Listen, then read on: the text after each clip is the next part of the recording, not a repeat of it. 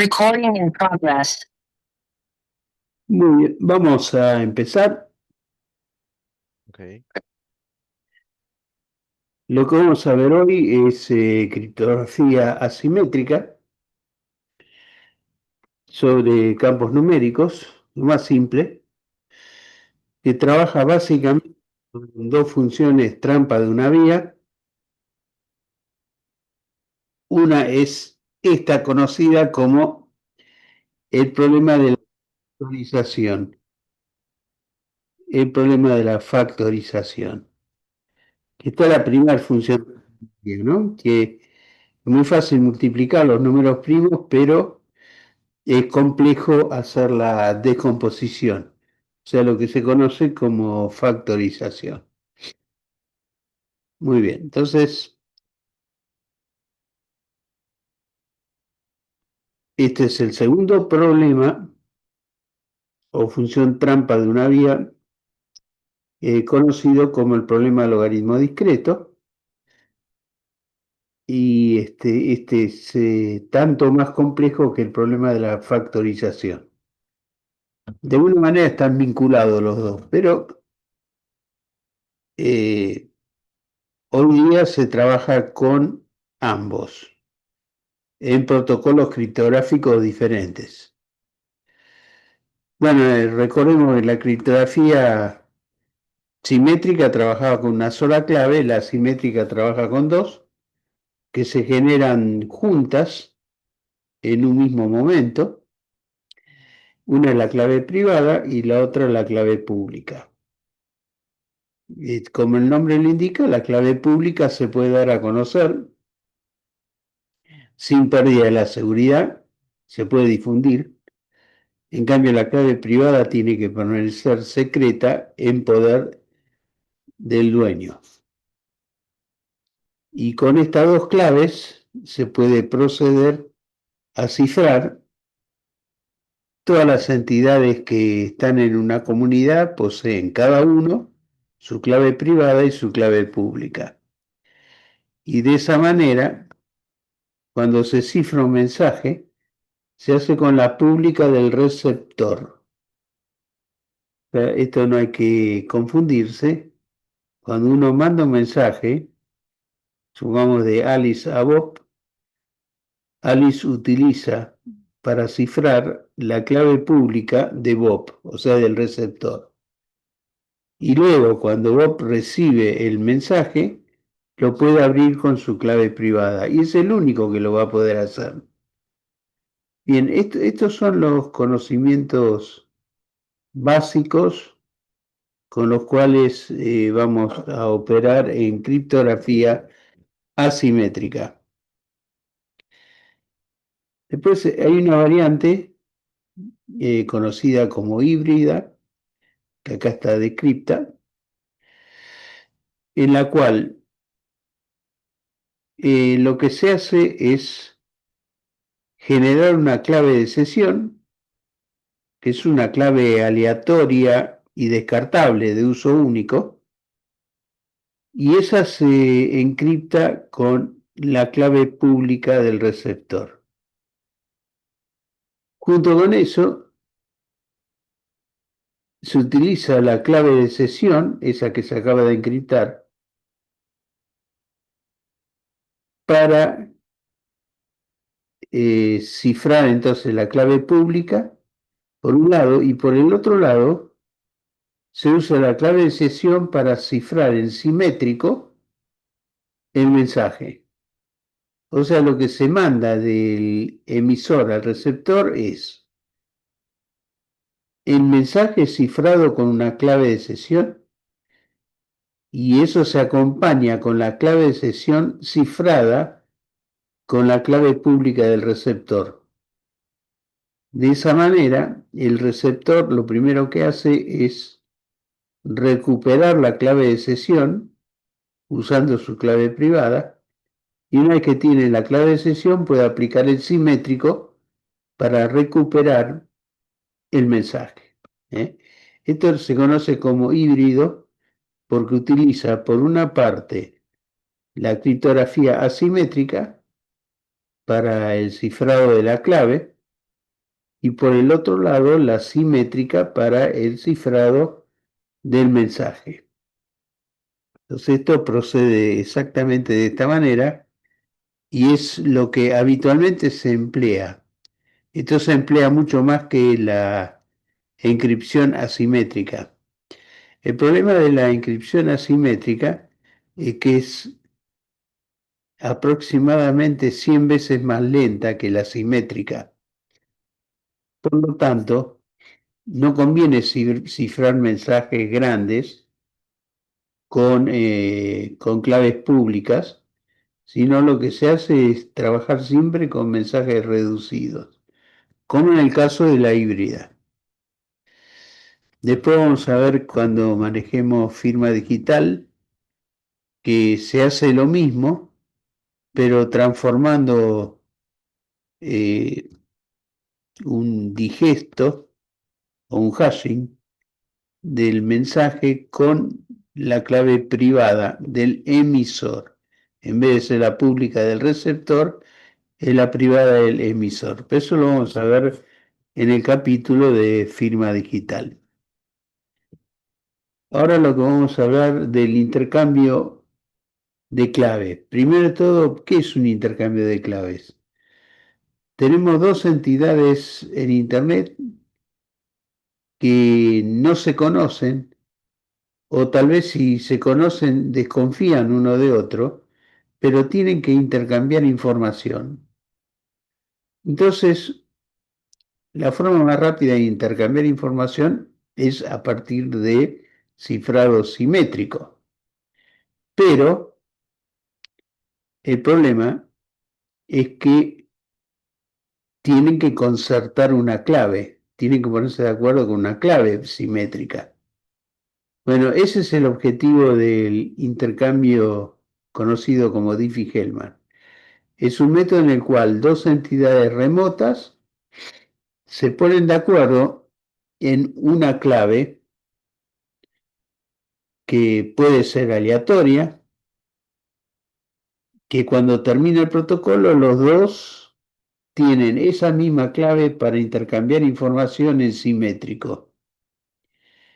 Muy bien, entonces esto procede de la siguiente manera. Lo primero que se hace, en base a un cierto protocolo, ambas partes se ponen de acuerdo con un primo, un número primo, generalmente un número primo grande, digamos de 1024 bits o 2048 bits. Recordemos que un primo de 2048 tiene 610 dígitos decimales y la clave de 1024 evidentemente tiene la mitad de dígitos. Bien, entonces, una vez que se pusieron de acuerdo en un primo dado, automáticamente calculan un generador, que también se ponen de acuerdo en ese generador, de ese grupo multiplicativo. O sea, lo que hacen es definir un Z estrella P y un generador G del Z estrella P. Términos que hemos ya de alguna manera definido y visto y computado en los módulos previos. Así que no voy a explicar acá lo que es un generador. Lo que sí es importante es que ambos tengan el generador y el número primo. Entonces, lo que hacen ambos es lo siguiente. Alice y Bob, cada uno de ellos por separado, elige un elemento del Z estrella P. Al azar, eligen un elemento al azar dentro del Z estrella P. El elemento de Alice, o sea, el número de Alice, lo vamos a llamar A minúscula, y el elemento de Bob lo vamos a llamar B minúscula. Después ambos hacen la exponenciación modular el generador elevado a la A módulo P, por un lado, Alice, el generador elevado a la B módulo P, por el lado de Bob, y se intercambian esos valores. Una vez que tienen esos valores intercambiados, conocidos también como token, tokens son piezas de intercambio en Internet, cada uno de ellos eleva el token recibido de la contraparte a su exponente privado. O sea, en el caso de Alice, toma el componente B, que es el token de Bob, y lo eleva a su clave privada, que es el exponente A. Lo reduce en módulo P, y Bob hace lo mismo con el otro token. O sea, toma el token de Alice, lo eleva a la B, reduce en módulo P. Y ambos obtienen un mismo número que en principio es totalmente aleatorio, o tiene el aspecto de ser aleatorio, y coinciden. Lo interesante es que el método este conduce a una coincidencia. Y la coincidencia es simplemente porque la potencia de una potencia es igual al producto de los exponentes. Conduce al producto de los exponentes, siempre con la misma base. La base sigue siendo el generador que... Y como el exponente es un producto de potencias, ese producto es conmutativo. O sea, da lo mismo elevarlo primero al primer exponente y después al segundo, o primero al segundo y después al primero, y de esa manera obtienen los dos el mismo valor.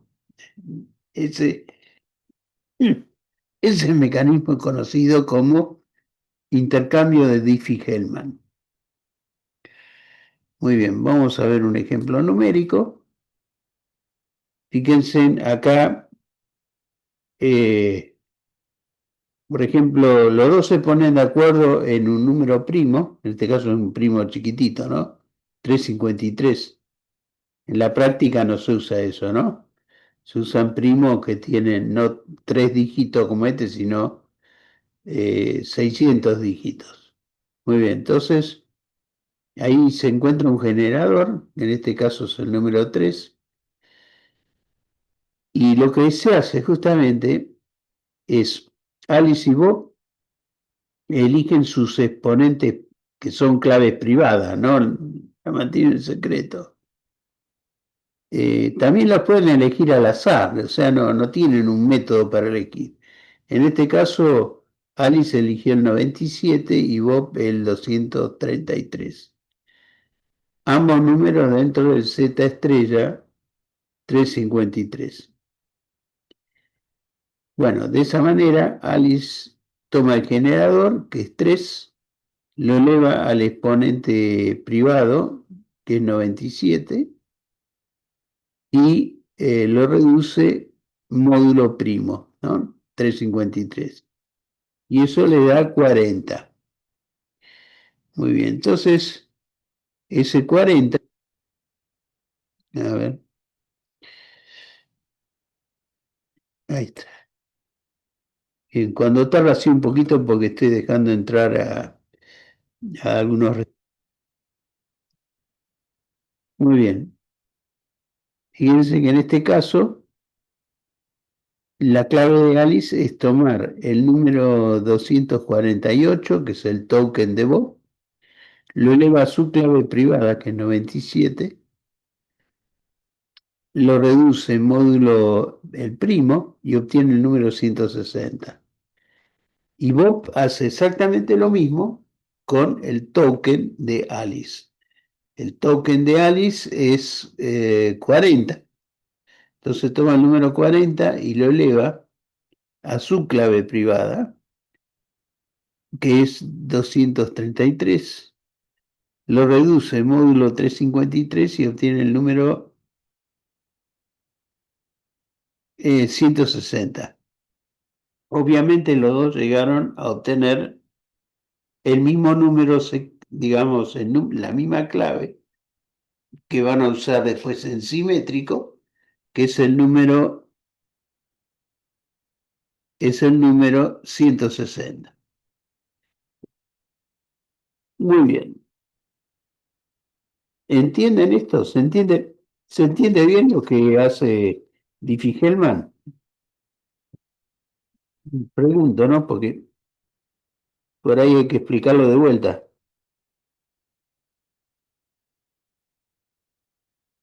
Sí, profe, por ahora, sí. Está bien. Sí, ustedes siempre avisen si hay una cosa que no se entiende. Co- Como es habitual, lo vamos a repetir, ¿eh? Todas las veces que haga falta. Muy bien. Sigamos adelante entonces. Este intercambio es muy importante, y forma la base de conservación de claves en protocolos como el TLS 1.2, 1.3, que trabaja en la capa 6 del modelo de redes abiertas, OSI ISO capa 6, que es la capa de sesión, se llama así, capa de sesión, y influye sobre la capa 7, que es la capa de presentación, donde trabaja el protocolo HTTP, que cuando uno le acopla el Diffie-Hellman se trabaja en HTTPS. Es una sesión segura bajo Internet. Por eso es tan importante. Esto es lo que está hoy día en uso, universal, ¿eh? Esto es universal. Todo el mundo se utiliza lo mismo. Muy bien, entonces sigamos adelante.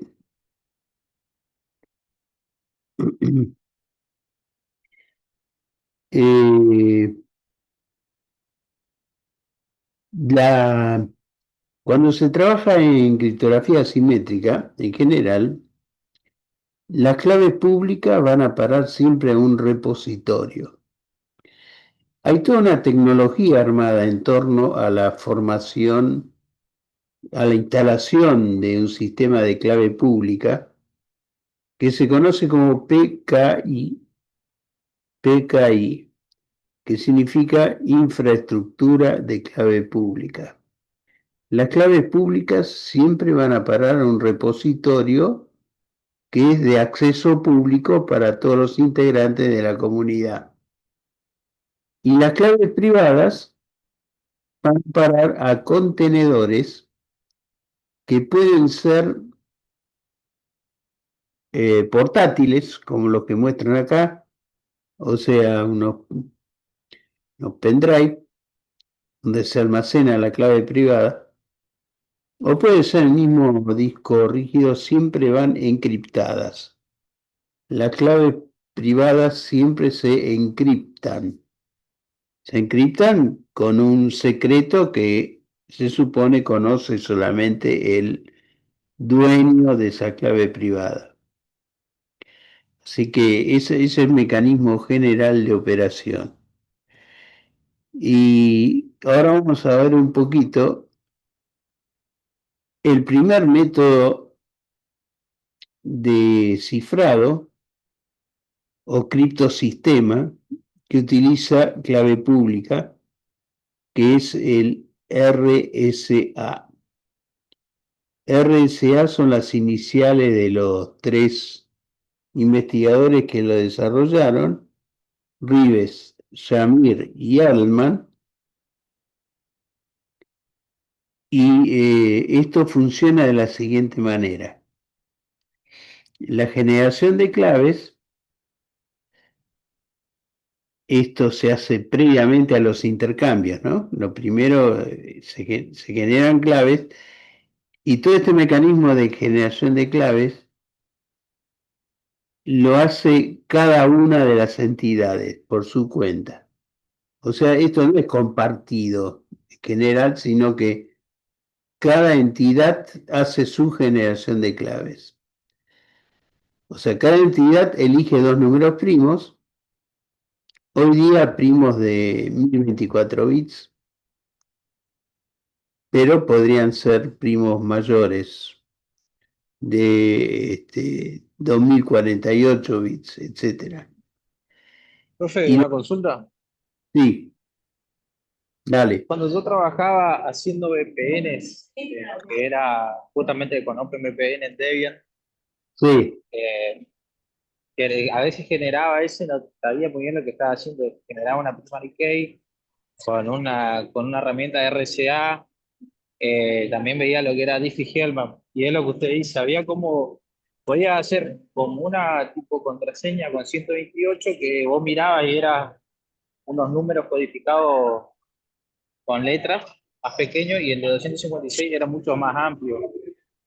sí, correcto. Pero por eso, por ahí el tema era cuando teníamos que hacer la conexión de clientes, a veces no entendía bien cuál pasarle, si la public key, la private key, eso por ahí me tengo dudas. Sí, ¿cuál sería la duda? Que no me quedó claro. Está bien, yo entiendo el procedimiento, pero ¿cuál es la duda? La duda era porque cuando yo miraba acá al cliente tenía una de las keys, pero no sé si era la pública o la privada, del lado cliente. O sea, el servidor tenía las dos claves y de un lado tenía solo una. Ah, bueno, lo que pasa que la clave que tenía el servidor era la pública y la privada. Esas son las dos claves. Y los clientes tienen todos la pública del servidor. De esa manera, todos los clientes le pueden mandar mensajes cifrados al servidor. ¿Se entiende? La única clave que tienen los clientes es la pública. ¿La pública de quién? Del servidor. Entonces, con eso pueden mandar mensajes cifrados al servidor. Que Ah, eso, ok, bueno, ok. claro, Claro, ahí está. el servidor siempre genera una clave pública y una privada porque esas dos claves se generan en forma simultánea, no es que son Y, independientes. En el momento de generar se generan las dos. Y esas son las dos claves que tiene el servidor, de los cuales hay una de ellas que la distribuye, y esa es la clave pública. Después, todo lo que venga cifrado con la pública se abre con la privada correspondiente del par, ¿no? Como lo generó el servidor, los clientes se encriptan con la pública del servidor y el servidor está en condiciones de abrir todos esos mensajes. Pero así funciona una VPN, digamos, half duplex, o sea, unidireccional de los clientes hacia el servidor. Si el servidor quisiera mandarle cifrados a los clientes, tienen que pedir primero la clave pública del cliente receptor. Y de paso lo mismo, cifra con la pública del receptor y el receptor lo abre al mensaje con su privada. ¿Se entiende? sí, sí, ahora sí. Bien, muy bien. Hacen bien en preguntar, porque, digamos, esto no intenta hacer un monólogo, ¿no? Quiero que ustedes traten de aprovechar esto y por eso pregunten si hay una cosa que quedó oscura. Bien, entonces, cada entidad, por ejemplo, un servidor, elige dos primos. Lo hace al azar, pero son primos grandes, cosa que es difícil después descomponer el producto que genera, el n, como producto de los dos primos. Es muy fácil obtener el n porque es un producto, pero es muy difícil descomponerlo, o sea, factorizarlo. Y por eso es una función trampa de una vía. Bueno, lo siguiente que hace es calcula después de obtener el producto de los dos primos, que sería la segunda línea, calcula la función de Euler o indicador de Euler de Sn. Como P y Q son coprimos entre sí, porque los dos son primos, o sea que son coprimos entre sí, el phi del producto es igual al producto de los phi. Y el phi de un número primo es primo menos 1. Lo mismo, el phi del primo Q es Q menos 1. Entonces multiplica P menos 1 por Q menos 1. Y de esa manera obtiene el phi. Estos serían los tres primeros pasos de la generación de claves. Ahora pasamos al cuarto paso, en que cada entidad elige un entero E que puede ser aleatorio, pero que tiene que ser coprimo con el phi de n. Es la única condición que se le pide. Lo cual no es difícil de cumplir porque es muy raro de que uno elija al azar justamente un número que no sea coprimo con phi. Estamos hablando de primos muy grandes. Bien, entonces, una vez obtenido este E o exponente de inscripción, también se lo llama así, a E, está la cuarta línea de la generación de clave. Pasamos a la quinta, en la cual se calcula un exponente de desencripción, D. O sea, E va a ser un exponente de encripción y D un exponente de desencripción. Acá no está indicado cómo se obtiene, pero es muy fácil. D es la inversa multiplicativa de módulo de ese módulo phi, sí. Entonces, E y D son inversas multiplicativas módulo phi. Y así se definen la clave pública y la clave privada, que son las dos últimas líneas del primer cajoncito de generación de claves. La clave pública va a ser el exponente de inscripción y el n, el módulo. N también se lo conoce como el módulo de este método, que es el método RSA. A propósito, RSA son los nombres de los tres investigadores que desarrollaron este método: Rives, Shamir y Adelman. Bien, entonces las iniciales son RSA y este método que está descrito en esta placa es el método RSA. Entonces tenemos una clave pública que va a estar formado por dos componentes: por el exponente de inscripción y el módulo n. Y la clave privada va a estar formada por el exponente de desencripción y el módulo n también. O sea que el n en realidad es público, ¿no? Porque lo tienen tanto la parte pública como la parte privada. Por lo tanto, el n es común a ambos. Y es costumbre incorporarlo de esa manera, porque se usan también de esa manera. Y eso lo van a ver en el segundo cajoncito, que es el cajón de encripción. Ustedes tienen un texto plano, que es un número normalmente, que va a tener que ser menor que n, menor que el módulo. Y a partir de eso se obtiene el cifrado a través de una exponenciación modular. Es el número m elevado a e, que es el exponente de inscripción, reducido módulo n. Bueno, m a la e módulo n es el número del cifrado correspondiente. Y esto es muy difícil de atacar, o sea, a partir del cifrado es muy difícil obtener el M porque habría que resolver un problema de logaritmo discreto, porque no saben exactamente cuál es el valor de digamos, porque obtiene un número, sabe cuál es la base, bueno, y obtener el M ahí es una cuestión extremadamente difícil.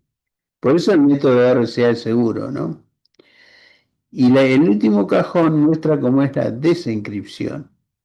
En la desencripción, el receptor consigue el cifrado C, que es el mismo cifrado que acaba de generarse por encripción. Y lo que hace es aplicar justamente la misma función o parecida a la de encripción, pero en este caso el cifrado elevado a la clave de desencripción, o sea, la D, y reducido a módulo N, conduce al mensaje. Esto funciona perfectamente bien y es un método absolutamente seguro con los parámetros adecuados. Bien, ¿se entiende cómo funciona el RSA? Digamos, si siguieron la mecánica de esto, si quieren lo repito, no sé. Sí, profe, si lo puede repetir, gracias. Bueno, muy bien. Igualmente recuerden que todo esto está grabado, ¿eh? Después lo pueden sacar de la grabación. Bueno, el método RCA consiste de 3 módulos que cada una de las entidades que van a operar en esa comunidad lo tiene que hacer. O sea que no hay una generación de claves común para todos, sino Alice hace estos 3 pasos, Bob también y bueno, cualquier otro que quiera intercambiar información tiene que generar un par de claves. Bien, entonces lo primero que hace cada entidad, Alice, Bob o el que sea, es elegir un primo y ambos tienen que ser primos, es forzoso eso. Y primos diferentes, desde ya, ¿no? No pueden ser iguales. Y esos primos son los que normalmente tienen, por ejemplo, 24 bits. Después lo que hacen es multiplicar esos dos primos, cosa que se hace muy rápido, una operación muy fácil de hacer. Se multiplican los dos primos y se obtiene algo que se conoce como el módulo, conocido también como la variable n. Esa n es el módulo. Por supuesto que si multiplicamos dos primos de 1024 bits, el n va a tener el doble de bits, o sea, 2048. Y así se caracteriza, en este caso, un RCA de 2048 bits. Cuando uno menciona RCA 1024 o RCA 2048, se refiere al número de bits que se usan para representar el n. Bien, esta es la primera parte. Después vamos a la línea 3 de la generación de claves. Una vez obtenido el n, el dueño de estos primos obtiene el phi de n, o sea, la función indicadora de Euler de este módulo n. Como se trata de números primos, el phi de n es igual al producto de ambos phi, y esos phi o función de Euler son respectivamente p-1 y q-1. Por lo tanto, multiplicando P-1 por Q-1, se obtiene el phi de n. Ese phi de n, por supuesto que tiene que seguir en secreto, al igual que los primos, no se dan a conocer. De todo esto, lo único que se va a dar a conocer es el n, o sea, el producto de los primos, pero no se da a conocer ninguna otra cosa. Por ejemplo, no se da a conocer el phi. Eso es muy importante, ¿eh? Porque si no se quiebra el método RSA. Vamos a la cuarta línea. El dueño de estas claves, por generar, busca un entero que lo vamos a representar con la variable E minúscula, de encripción. Ese entero de encripción es un número aleatorio que tiene que ser coprimo con el módulo n y tiene que ser obviamente un número menor que el phi de n. Bueno, el phi de n es un número que tiene prácticamente el mismo tamaño de n,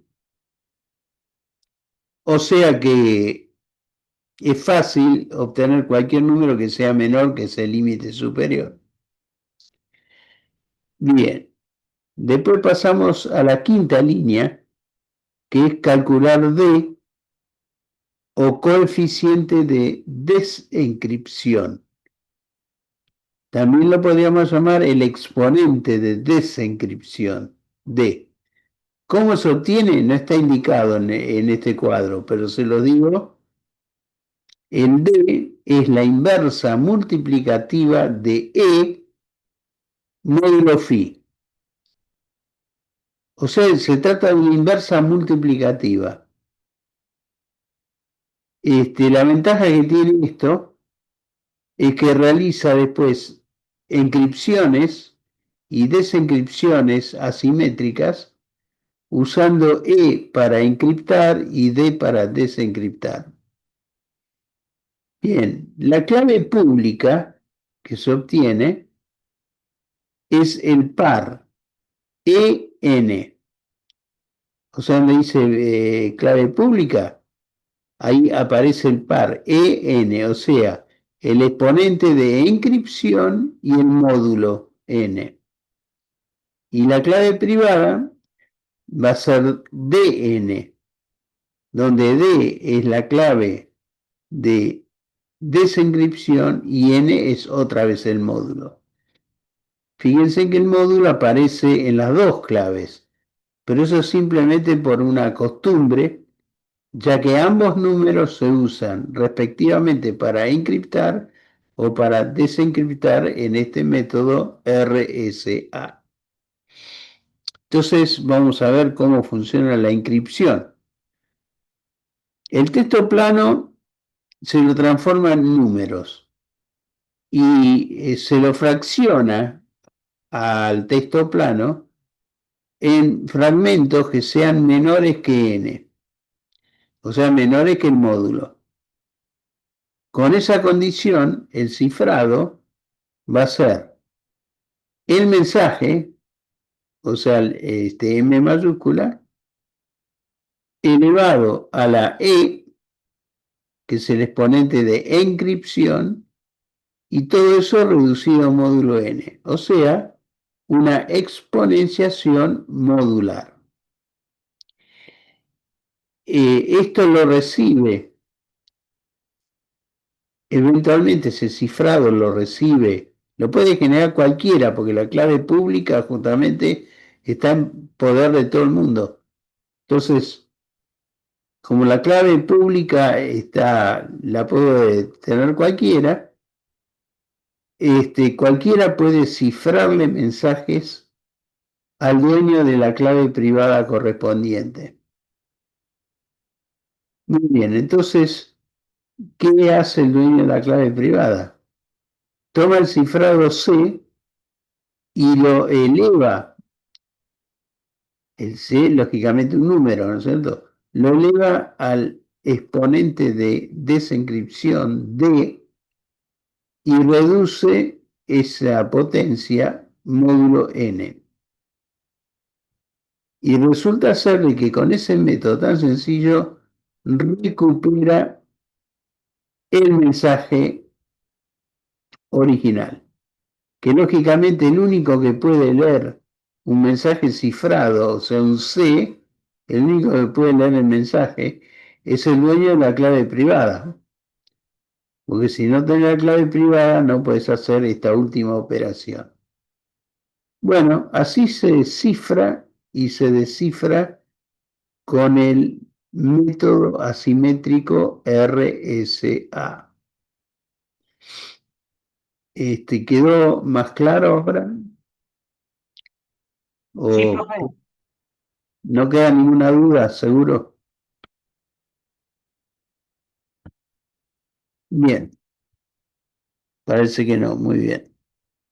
Entonces seguimos adelante.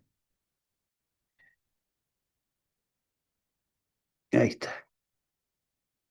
Acá hay un ejemplo numérico de esto que acabamos de ver así en forma de algoritmo. Por ejemplo, dice, elija dos primos grandes. En nuestro caso, P y Q van a ser primos pequeños. El primo, ¿por qué?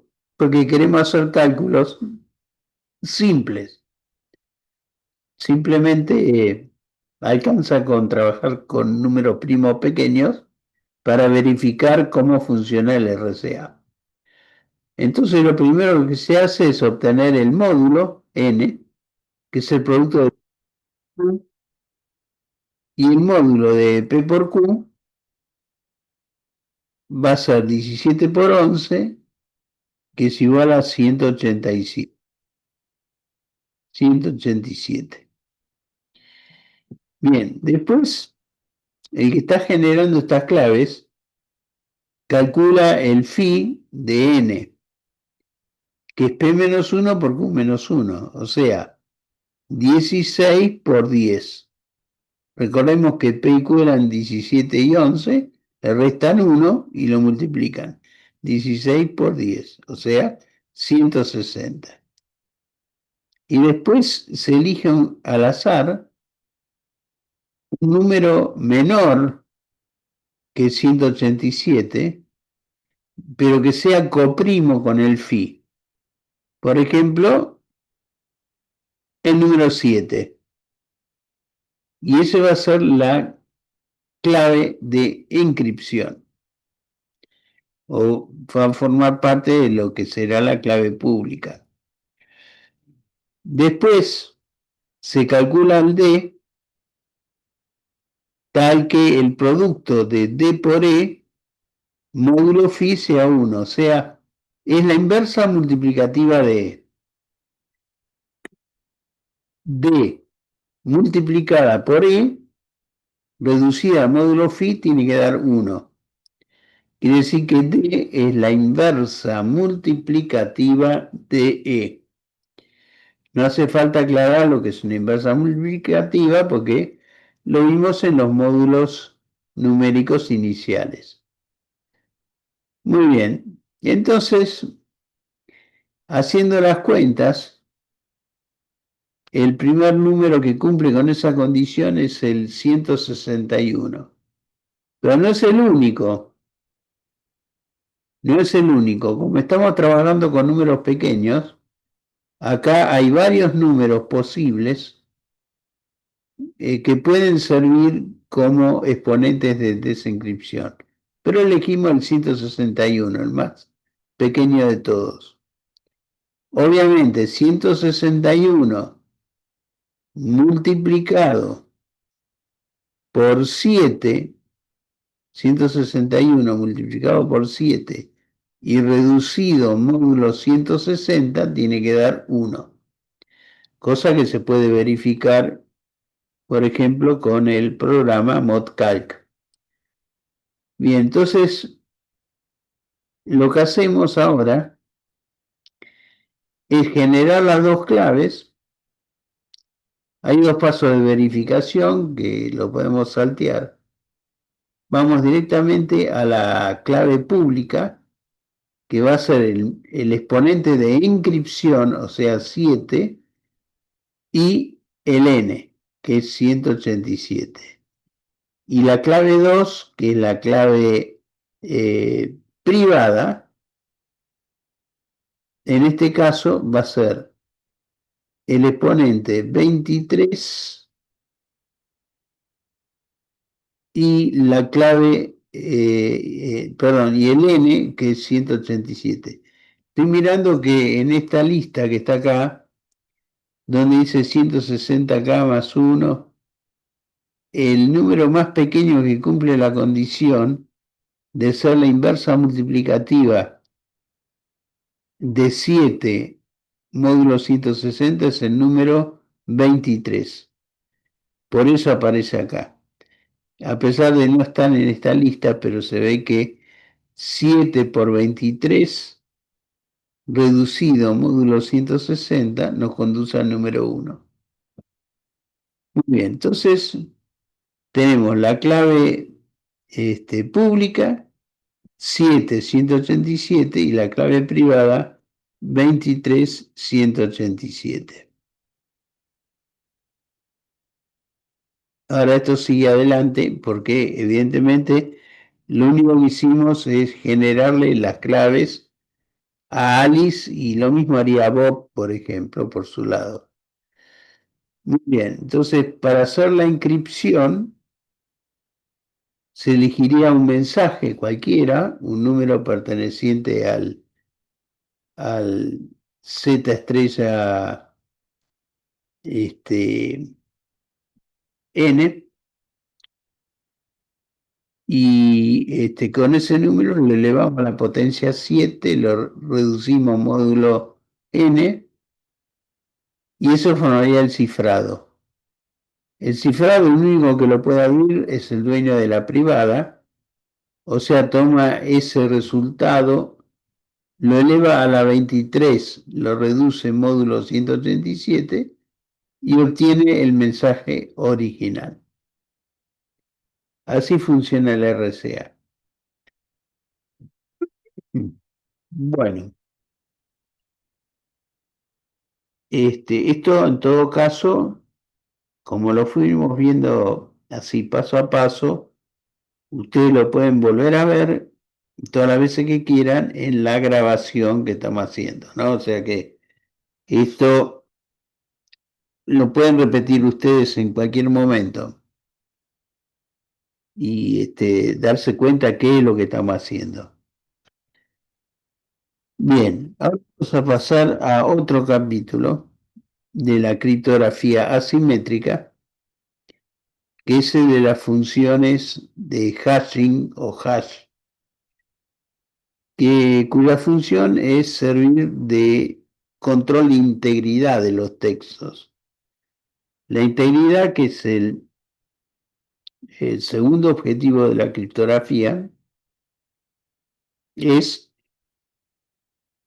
controlar tanto en datos almacenados como datos en tránsito que no se modifique ningún bit, que no haya cambios en ningún bit. Si hubiese algún cambio en un bit, la función hash daría un resultado diferente al que se obtiene en el momento de generar el hashing, el primer hashing. ¿Cómo funciona esto? En general, el hashing tiene la característica que la longitud del hashing es independiente del tamaño de la entrada. O sea, un hashing, por ejemplo, de 512 bits, va a tener justamente 512 bits de valor, aunque la entrada sea de 30 bits o sea de 30 megabits o 30 terabytes o lo que sea. Independientemente del tamaño de la entrada, la salida tiene una longitud constante. y generalmente pequeña, ¿no? Porque se utilizan normalmente valores de 256, 512 bits, que son números relativamente pequeños si los comparamos con los tamaños de los mensajes que usamos como dato de entrada. Bueno, esos códigos hash que se generan, los hashings, tienen la característica que son extremadamente sensibles a los datos de entrada. El cambio en un solo bit en el dato de entrada produce un cambio dramático en todos los bits del código de hashing. Eso se conoce como efecto de avalancha, el efecto de avalancha, que es la primera condición que cumplen las funciones de hashing. Justamente detectar así en forma dramática cualquier cambio sobre la integridad del mensaje de entrada. Hay un segundo efecto conocido como efecto de completamiento, que se refiere a que cada bit del hashing depende de cada uno de los bits de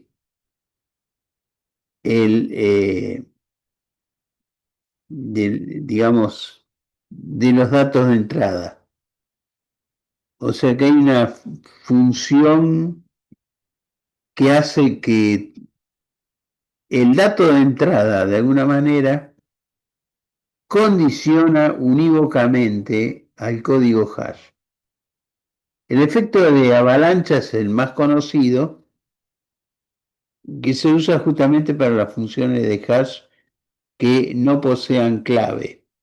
Porque hay funciones de hash que operan sin claves, que son, digamos, los métodos más conocidos como el SHA-2, SHA-3, son los métodos estándar que se usan hoy día, que no utilizan clave. Pero hay otras funciones de hash que sí dependen de una clave, y esa clave es secreta. Y ahí aparece justamente el efecto de completamiento. Cada uno de los bits de la clave altera a todos los bits de salida, o sea, el propio código hashing.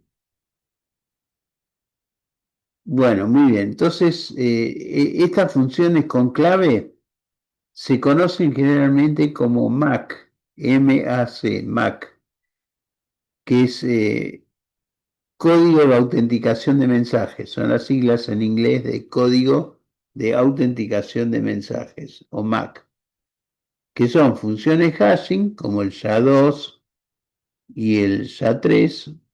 Antes era el MD5, por ejemplo, una función de hashing, y el SHA-1. Ambos se dejaron de usar porque fueron quebrados. Por eso hoy día se utiliza SHA-2 y SHA-3. SHA significa Secure Hash Algorithm, o sea, algoritmo seguro de hashing. Bueno, pero por diversas cuestiones, los anteriores dejaron de ser útiles porque uno los podía fraguar y eso es muy peligroso. Bien, entonces, ¿cómo trabaja la función hashing? En general, el hashing tiene una longitud fija. Lo que no tiene longitud fija, que puede ser una longitud arbitraria, es el mensaje que se va a usar para generar ese hashing. Y esto trabaja como una picadora de carne, donde se van agregando trozos del mensaje original y se va generando el hashing correspondiente. Una vez que pasó todo el mensaje, el hashing residual va a ser el hashing de ese mensaje, independientemente de la longitud que tengan. Tampoco necesita ser un mensaje esto. Puede ser información almacenada. Muy bien. Entonces, vamos a ver lo siguiente. Primero, vamos a definir lo que es una colisión. La colisión se define como la generación de dos mensajes diferentes generando el mismo hashing. Fíjense, por ejemplo, en la tercera columna, el tercer gráfico, el gráfico C de esta placa, se muestra que el mensaje B, por ejemplo, B larga, y el mensaje G colisionan dando el mismo hashing 3, que sería la segunda columna. Están generando el mismo hashing. De la misma manera, el mensaje D con el mensaje F generan un mismo hashing que es el 10. O sea que acá lo que se muestran es dos pares de colisiones. La colisión en 3 y la colisión en 10. Bien. Las colisiones es algo que uno tiende a evitar cuando diseña funciones hashing. Intenta que tenga el menor número de colisiones posibles. Pero las colisiones son absolutamente inevitables. ¿Por qué? Porque en general la función hashing tiene unos pocos bits, 256 o 512. En cambio, los mensajes que ingresan ahí pueden ser desde mensajes de 10K o mensajes de 1 mega o incluso todo un disco rígido puede servir de mensaje. ¿Y qué pasa? Cuando tenemos más mensajes que hashing, y la función de hashing es una función determinista, significa de que a igualdad de entrada se produce igualdad de salida, como hay más mensajes que hashing, inevitablemente va a haber mensajes colisionantes. Esto sigue un principio básico de la informática, conocido como el principio del nicho de paloma. Y esto funciona de la siguiente manera. Si yo tengo 100 palomas y tengo 10 nidos y todas las palomas ocupan algún nido, el principio este dice que al menos un nido va a contener más de una paloma. Bueno, ese es el equivalente de la colisión, ¿no? Entonces, ¿por qué? Porque el tamaño de los hashing es menor, mucho menor en general, que el tamaño de los mensajes. O sea, la cantidad de bits que tienen los mensajes es extremadamente mayor al tamaño de bits del hashing. Entonces se generan colisiones. Pero esas colisiones hay que evitarlas en lo posible. ¿Por qué? Porque pueden generar fraudes informáticos. Después vamos a ver que los mensajes de transacciones, por ejemplo, se aseguran a través de funciones hashing. Entonces, ¿cómo hacemos para asegurarnos que el mensaje sea íntegro?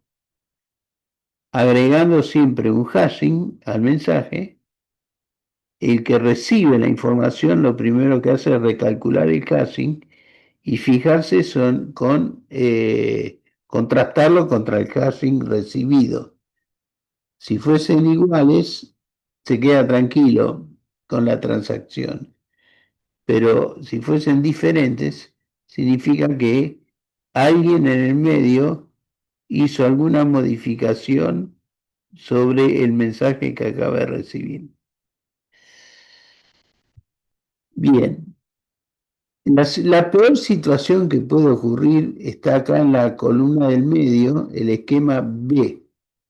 El esquema B que está en el medio presenta la peor solución para una función hashing, porque es la situación en la cual todos o la gran mayoría de los mensajes colisionan, ¿no?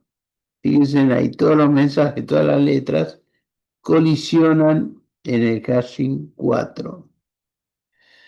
Bien, eso evidentemente es desagradable porque entonces el 4 no me sirve ahora para controlar la integridad de cualquiera de los mensajes colisionantes. O sea, yo recibo el hashing 4 y no sé si el mensaje original era C, D o E. Puede haber sido cualquiera de ellos porque está colisionando el hashing. Por lo tanto, se busca la mejor situación, que es la columna A en el diagrama. En este caso, hay una función inyectiva entre los mensajes y el hashing. Inyectiva, ¿qué significa? Es una función 1 a 1. Siendo una función inyectiva, no hay colisiones. No puede haber colisiones, por definición. Y esta es la situación ideal. Pero, como dijimos antes, como hay muchos más mensajes por el tamaño y la cantidad de hashing digamos, disponibles, la función de hashing nunca puede ser inyectiva. Para que sea inyectiva, el cardinal del espacio de hashing tendría que ser igual o mayor al cardinal del espacio de mensaje. Y normalmente no ocurre. De hecho, siempre el espacio de mensajes es mucho mayor que el espacio de los hashings. Entonces tenemos la mejor situación, que es la situación A, la peor situación es la B, y en C tenemos un mal necesario, o sea, nos conformamos que la mayoría de los mensajes no tengan colisiones o que sean difíciles de descubrir esas colisiones. En cuyo caso sabemos que las colisiones existen, pero salvo que tengamos la mala suerte de estar trabajando con dos mensajes colisionantes, en general cada mensaje va a generar un hashing que suponemos que es diferente. O sea, una situación parecida a la A pesar de que sabemos de que hay colisiones, ¿no? Entonces, esto es una consideración muy importante que hay que tener en cuenta para los hashing. Bien. En general, los hashings que se usan hoy día, básicamente el SHA-2, esto lo cumple el SHA-2, tienen una estructura repetitiva, como esta que está marcada acá, es un flujograma, en el cual lo que se hace es tomar bloques del mensaje y pasarlos por una función F, que es una función de compresión. Comprime información. Esto trabaja inicialmente con un vector de inicialización, tal como se usa en el modo operativo CBC de cualquier cifrador de bloque, trabajando en modo CBC, o sea, encadenado.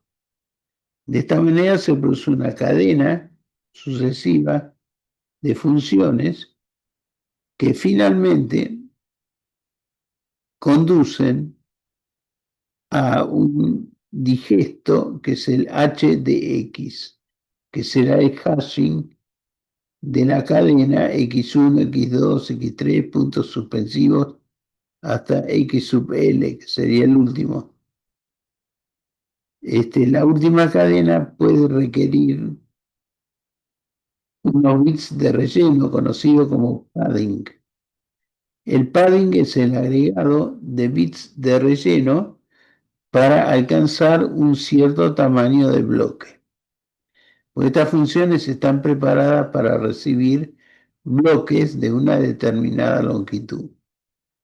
Bueno, y esto opera así, como si fuera un algoritmo simétrico, con la estructura secuencial que se conoce como Merkle-Damgard. Bien, acá tenemos una idea de las principales funciones hashing, incluso las viejas, las que han desaparecido, como el MD5, el SHA-0, SHA-1 y SHA-2. Y hoy día se desarrolló a través de un concurso muy reciente un SHA-3. Recuerden que SHA significa Secure Hash Algorithm, o sea, algoritmo de hashing seguro, versión 0, 1, 2 o 3, con la cantidad de bits que ustedes tienen ahí. El hashing más avanzado, el SHA-3, ya genera hashings de 256, 512, 768 y 1024 bits. Bueno, esta es la estructura general, que se parece un poco a la red de Feistel, que era la red del sistema de cifrador simétrico AES. Bien, entonces es parecido. Lo único que como acá no se busca reversibilidad, el método se le agregan un montón de funciones adicionales, como corrimientos circulares, XORes, funciones no lineales como la F, y así sucesivamente, y claves externas, como la W y la KT. Y estos son, digamos, esta es la representación de un round de la función, y este round se repite cada vez que ingresa un bloque de mensaje. Bien, entonces, esto es simplemente para recordar que esto se parece un poco a la red de Feistel, que la vimos para el algoritmo DES. Bien, entonces, acá tenemos la característica de lo que es la función de avalancha, y vemos incluso acá a la izquierda cómo se genera una colisión entre dos mensajes que van generando un mismo hashing. Y el resto son hashing que cumplen la condición de que son 1 a 1. Y acá en el mensaje de la derecha, lo primero que vemos es que la función hash no tiene inversa. Es imposible invertir un hashing. O sea, los hashing están diseñados para que a partir de la función hashing no sea posible descubrir el mensaje que le dio origen. O sea, no se puede deshacer un hashing. Siempre son funciones de una vía o funciones irreversibles. Lo que vemos en el cuadro de la derecha abajo son distintos mensajes en el cual lo que se hizo fue cambiar ligeramente el texto y lo que se ve es justamente que las funciones hashing conducen a valores totalmente diferentes. A la derecha están los hashing en hexadecimal, o sea, codificados en forma hexadecimal. Bien, entonces esto es avalancha. En realidad, cambiar un solo bit en el mensaje genera un hashing totalmente diferente. Y gracias a eso funciona el control de integridad. O sea, si nos queremos asegurar que una pieza de información no sufre transformación ni en tránsito ni en almacenamiento, lo que tenemos que hacer es registrar el hashing correspondiente. Bien, después dijimos de que hay ciertos hashing que trabajan con una clave secreta. En realidad una clave simétrica, vamos a decir así, una clave simétrica. Tenemos un emisor y un receptor y un cierto mensaje. En el algoritmo de hashing se le introduce una clave, K,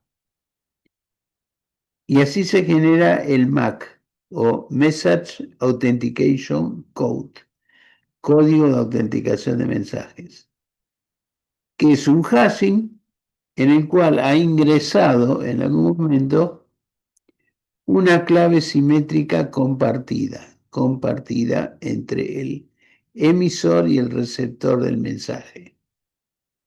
Cuando se manda el mensaje por canal inseguro, se manda el mensaje propiamente y el valor de la MAC.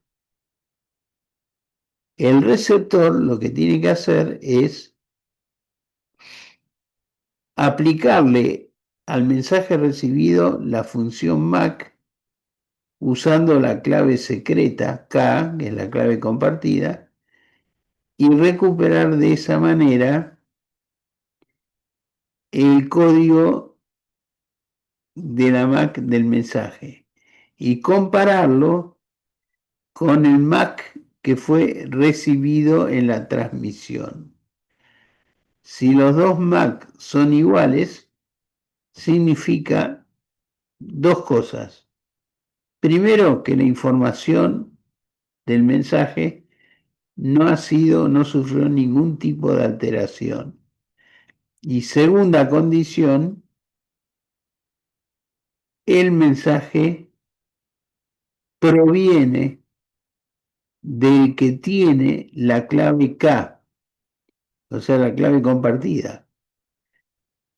Si a través de un Diffie-Hellman, por ejemplo, Alice y Bob se ponen de acuerdo en una clave K, cosa que lo pueden hacer por Diffie-Hellman, usan por ejemplo, el SHA-2, le hacen ingresar al SHA-2 en la picadora, entra la clave en algún momento, la clave secreta compartida. Del otro lado hacen lo mismo y lógicamente que el MAC les va a dar igual. Eso significa que el mensaje es íntegro y que proviene de quien dice serlo. O sea, es un control de autenticación. Bien, esto se usa bastante, ¿eh? Se usa en casi todos los protocolos actuales una autenticación rápida a través de MAC.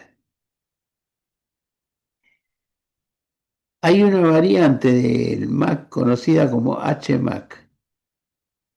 HMAC se usa bastante hoy día, está bastante en uso, y consiste en un MAC que trabaja con una clave, pero con dos hashing sucesivos. Por ejemplo, en este caso, un hash 256, un SHA-256 en 2 etapas, trabajando según lo indica este flujograma.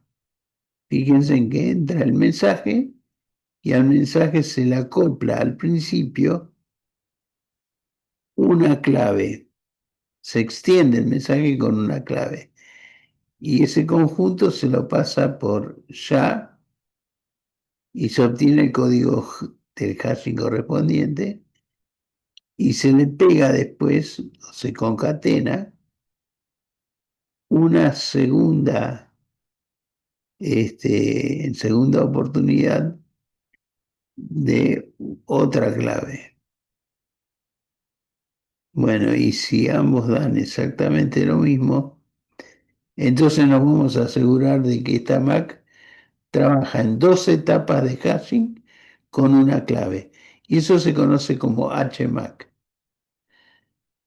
Bien, en la práctica se usa más el HMAC que el propio MAC.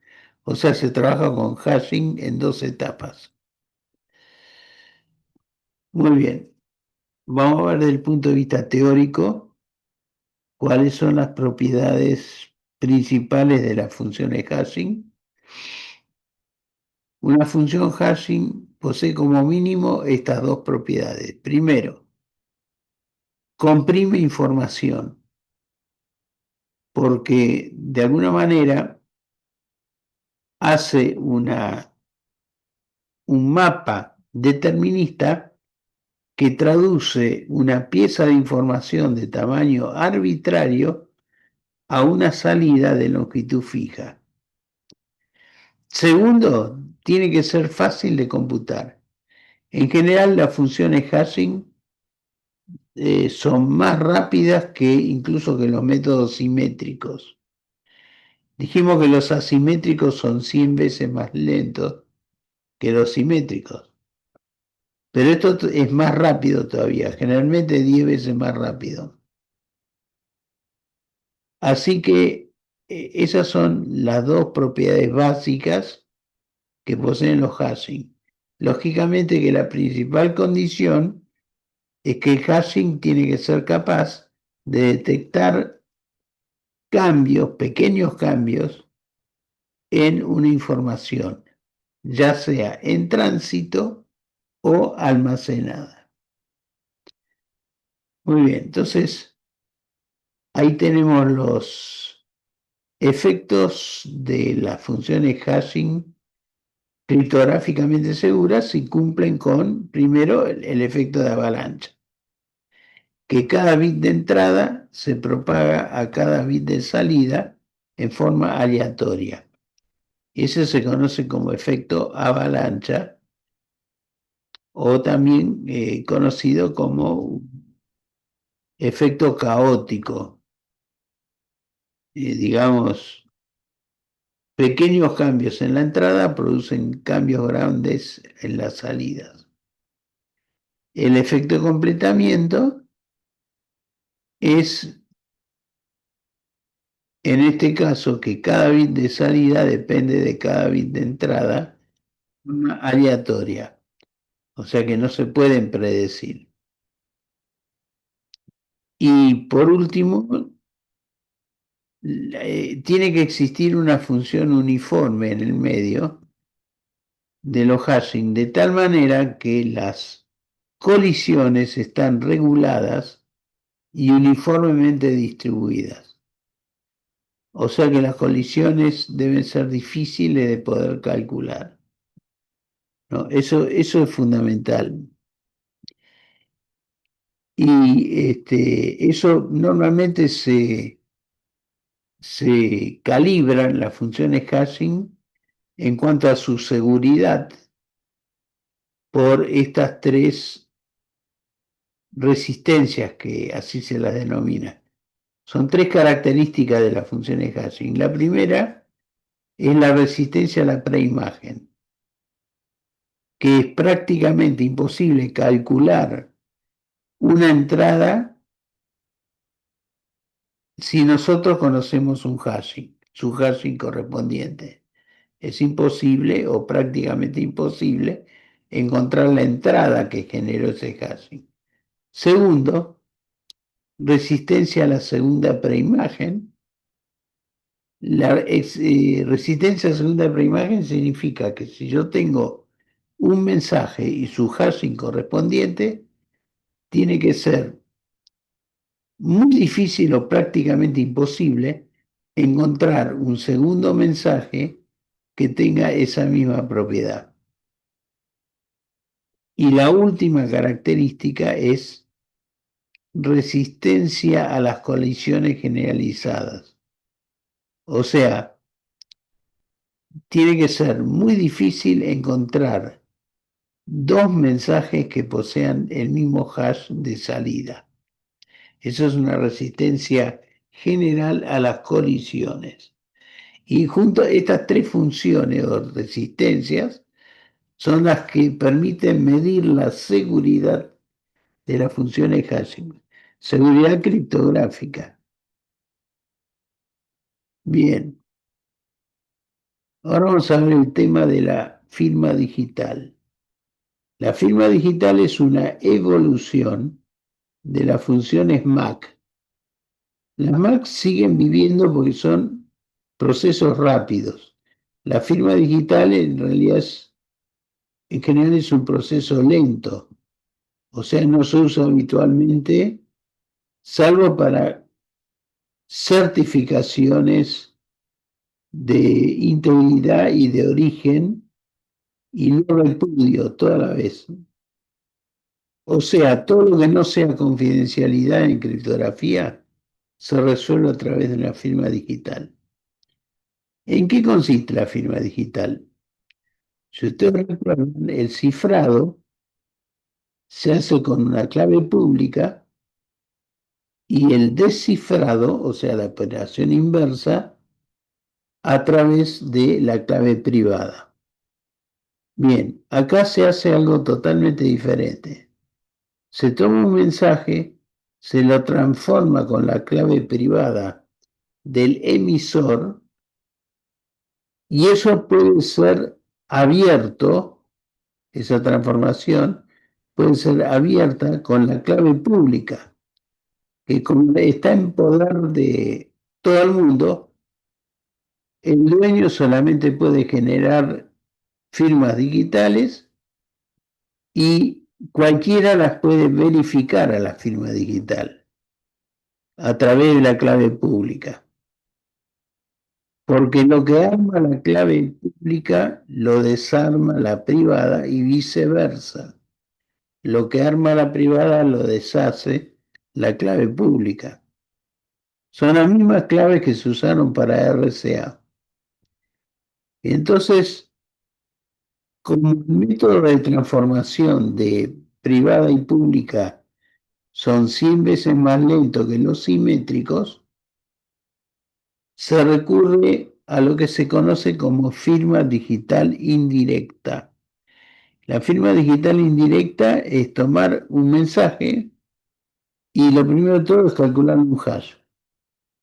El hash es el que se cifra con la clave privada del emisor y eso viaja junto con el mensaje al receptor. El receptor, por un lado, tiene el mensaje, calcular el hashing correspondiente y por el otro lado, cuando recibe el hashing cifrado por la privada del emisor, lo puede abrir con su clave pública. Y ese hashing tiene que coincidir con el hashing directo obtenido del mensaje. Porque si fuesen diferentes, el proceso de validación o verificación nos diría de que algo fue cambiado. O se cambió el documento o se fraguó una clave. O sea, esto es crítico y opera justamente a través de método indirecto en el cual los cifrados asimétricos se hacen sobre hashings y no sobre los mensajes directos. porque sería muy lento hacerlo sobre el mensaje directo. Se podría hacer, pero se prefiere hacer esto porque el hashing es algo que se calcula rápido y el cifrado asimétrico, que es lento, se hace sobre un hashing, que es una pieza de información pequeña. Por lo tanto, todo este método de generación es rápido y el método de verificación también es rápido. Bien, una aplicación muy importante que seguramente ustedes la van a practicar seguido es el uso del hashing en la informática forense. ¿Para qué? Para preservar la integridad de las evidencias. O sea, las evidencias digitales hay que mantenerlas intactas hasta el momento en que se transformen en pruebas. Eso lo hace un juzgado. La transformación de evidencia en prueba lo hace un juez. Pero cuando ustedes capturan información, están generando una evidencia y tienen que preservar, al almacenar las evidencias, de que no se modifiquen, ¿no? Que no haya ningún tipo de manipulación. Por ejemplo, si ustedes hacen un allanamiento, pongámosle, o participan en un allanamiento, en donde capturan disco rígido con imágenes de pedófilos, qué sé yo, pornografía infantil, ustedes lo primero que tienen que hacer es agarrar el disco rígido y generar un hash del disco rígido. Después eso se sella, se firma, lo firman los actuantes más testigos y eso queda inviolable hasta el momento del juicio. Cuando llega el momento del juicio, cada uno que supuestamente posee una copia del disco rígido puede recalcular el hashing y verificar de que las imágenes obtenidas tanto por la defensa como por la parte acusatoria no han sido tocadas, que responden al disco rígido original porque dan el mismo hashing. Bueno, eso es el uso principal que tiene esto en forencia. Bueno, ¿qué características tiene la evidencia digital? Bueno, la evidencia no se puede ver, queda claro. Y no se puede interpretar lógicamente si uno no conoce la criptografía que está ahí atrás. Es muy volátil y puede copiarse sin límites. O sea, las evidencias en general son copiadas. O sea, cuando uno levanta un disco rígido y le calcula el hash, una vez que calculó el hash, puede tomar el disco rígido y generar, qué sé yo, copias ISO, o sea, copias en, en CD o lo que sea, o en la nube, del disco rígido. Lo puede clonar y le da tanto a la parte acusatoria, a la fiscalía, como a la defensa, a través de los peritos de parte, distribuye ese mismo disco rígido. También puede darle el hashing, porque el hashing es público. El hashing original que se tomó en presencia de testigos y que quedó certificado por un acta. El acta que firman los oficiales actuantes y los testigos presentes, tanto el testigo de fiscalía como los testigos de las defensas involucradas. Muy bien, entonces, evidentemente esa es una evidencia y que entra en lo que se llama la cadena de custodia. En la cadena de custodia se refiere a los mecanismos de protección de las evidencias. Lo que hay que hacer en todo momento es asegurarse de que el disco rígido original y su hashing tengan seguridad física, o sea, que queden resguardados. Pero si hubiese algún tipo de filtración, quién sabe, no se sabe quién podría haber sido, pero puede ser que alguno de los acusados tenga la posibilidad de, a través de sobornos, contratar a alguien de la fiscalía y hacer borrar las imágenes de la acusación, ¿no es cierto?, del cargo de pedofilia por imágenes de, qué sé yo, de menores, etcétera. Bueno, sí, las puede borrar en el disco rígido, pero el problema de que el hashing, a partir de ese momento, es totalmente diferente al hashing que se tomó en el momento de recopilar la evidencia, ¿no? Entonces, justamente el hashing lo que hace es dar ese control como si fuera una fotografía del disco rígido en un momento dado y que después no se puede tocar ni un solo bit ahí adentro porque van a quedar los dedos marcados. Bueno, entonces las etapas principales de una cadena de custodia, primero la protección del lugar de los hechos y del hallazgo, ¿no? Realmente disco rígido, pero uno puede preservar CDs o puede preservar pendrive o cualquier medio de almacenamiento. Lo que es importante es que de cada elemento físico capturado se efectúen los hashing correspondientes y se deje constancia en un acta de la captura de la información y del valor del hashing original.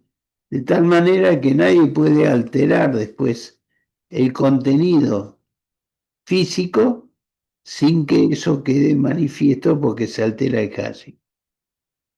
Bien, de esa manera el juzgado se asegura de que las evidencias en el momento del juicio son totalmente equivalentes a las evidencias en el momento de ser capturadas. O sea, que tiene un control de integridad a mano que le permite transformar una evidencia en una prueba de tal manera de que puede llegar, por ejemplo, a un veredicto de condena sin que sea apelable por parte de ninguna defensa. No hay defensa que valga porque ustedes tienen el hashing. Fíjense lo importante que es esto, ¿no? Bien, no podría existir un juicio en el cual nos basemos solamente en seguridad física del almacenamiento de la evidencia, sino que tenemos un control lógico, que es el propio hashing, que nos permite distinguir elementos cambiados de los elementos originales. Muy bien. Básicamente esto es lo esencial. La cadena de custodia tiene que preservar la evidencia desde el momento de la recolección hasta el momento del juicio. Eso es lo fundamental. Bueno, después de recomendaciones prácticas, dice realizar 2 copias en discos, discos ópticos, utilizar método de integridad. Hoy día no se usa más ni el MD5 ni el SHA-1.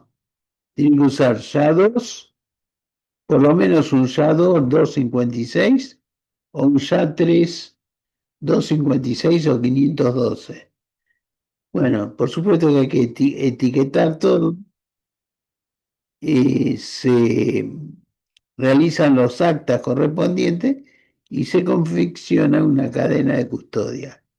Hay responsabilidades y controles, o sea, pero en realidad el único control válido que hay ahí es el hashing de la evidencia en el momento de ser capturado.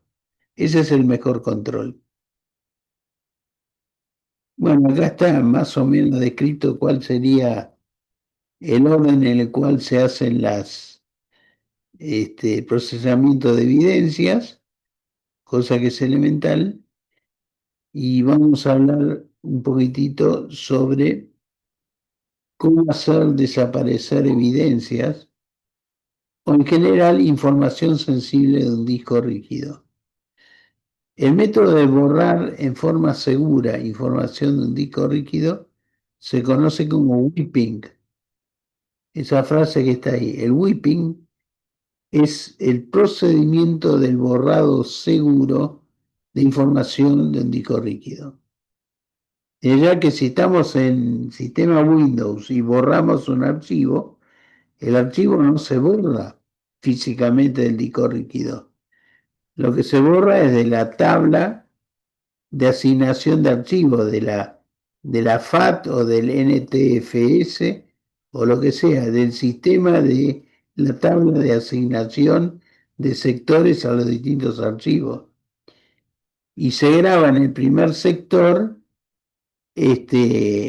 un código que señala de que los bloques que siguen están disponibles para sobregrabación.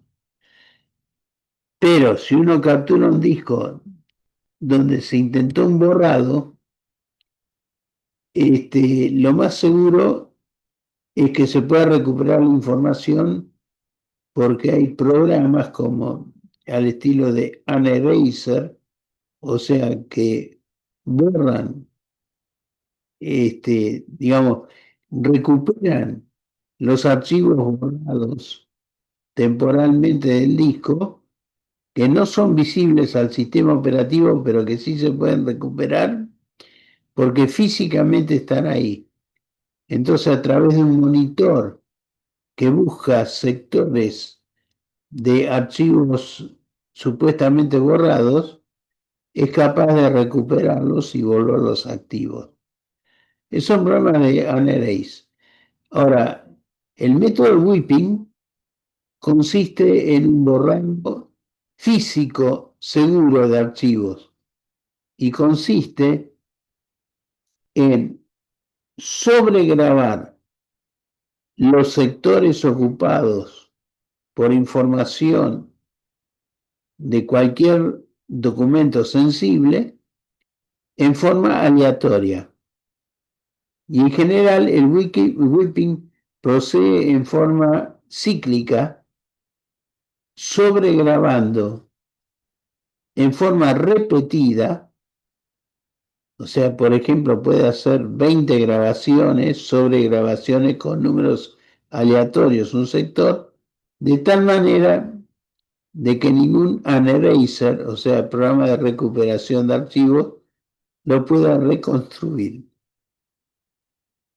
Hay un método físico conocido como el microscopio electrónico de fase, que es capaz de reconstruir archivos borrados, por ejemplo, de un disco rígido, a través de lo que se conoce como ciclos de histéresis. La histéresis significa de que digamos, una unidad magnética que conserva un 1 lógico, al ser borrado se transforma en un 0. Al ser sobregrabado, el 0 puede volver a tener un 1, un 0 y así sucesivamente. Pero cada vez que se hace un cambio de 1 a 0, de 0 a 1, que en realidad son cambios del vector magnético norte-sur, que pasa de sur-norte, norte-sur y así sucesivamente, a través de esos cambios sucesivos, uno puede reconstruir la información de hasta 7 u 8 grabaciones sucesivas sobre un sector. Eso lo hace el microscopio de fuerza atómica, con un elemento muy sensible llamado cantilever. Acá en la Argentina hay 2 microscopios de fuerza atómica, los 2 en poder del CONICET, y que podrían teóricamente hacer esto. Por eso se recomienda en la práctica que si van a destruir información de un disco rígido viejo, no alcanza con hacer sobregrabaciones, sino que lo que se recomienda es romper físicamente el disco, como está en la ilustración de abajo a la derecha. O sea, si destruimos físicamente la superficie del disco, no hay forma alguna de recuperar información en forma coherente. Eso hay que tenerlo en cuenta. O sea que el proceso de whipping es bueno, pero depende de la capacidad del atacante en disponer de un microscopio de fuerza atómica que puede llegar a recuperar la información original, aunque hayan efectuado varios ciclos de whipping. Eso es muy importante. Entonces, si se quieren asegurar de que una información desaparezca, porque es de altísimo valor, y que no caiga en manos indeseadas esa información, lo mejor que pueden hacer es destruir físicamente el disco. Bueno, lo mismo vale para las memorias EEPROM o memorias SSD o pendrive, que también tiene memorias SSD. Siempre la destrucción física es el único método que garantiza el borrado absoluto de la información. Muy bien. Después hay unos mecanismos de software conocidos como el whipping transparente, que son programas que generan un agente bajo el sistema operativo, puede ser Windows, Unix o lo que sea, que se encargan de que cada vez que nosotros mandemos un archivo a la papelera de reciclaje, le efectúa un whipping en forma automática. Por supuesto que esto hace que la computadora trabaje mucho más lenta, sobre todo si el whipping involucra la sobregrabación de un gran número de ciclos. Eso es obvio. O sea, si ustedes hacen, por ejemplo, 10 ciclos de sobregrabación cada vez que mandan un documento a la papelera, imagínense el funcionamiento de esa notebook o PC o lo que sea, o celular, se transformaría en algo sumamente lento. Pero la ventaja es de que esto ya no queda en manos del usuario, sino que en forma automática, cada vez que ustedes definen el borrado de un archivo, ese borrado se completa en forma relativamente segura, con los métodos a disposición que ustedes tienen. Y eso lo hace en segundo plano, o sea que trabaja en segundo plano la computadora, y bueno, y puede hacer este procedimiento que es interesante cuando la seguridad es, digamos, alta, pero no máxima, ¿no? O sea, esto no serviría para secreto de Estado, pero sí para borrar información en forma segura para secretos o información sensible que uno no quiere dar a conocer suponiendo que los adversarios no disponen de un microscopio de fuerza atómica. Así que, bueno, incluso hay sistemas gratuitos, no necesitan ser pagos, que hacen el whipping transparente, ¿no? Uno puede googlear y va a encontrar información al respecto. Bueno, y eso es todo en cuanto a este capítulo, porque está la última placa. Así que hemos hecho hoy un paneo de lo que es la criptografía asimétrica en todas sus versiones, ¿no? Así que bueno, acá vamos a cortar vamos a cortar, a ver, la grabación. Meeting records, record,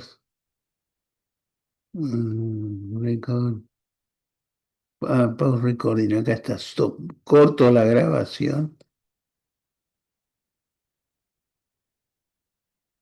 Y es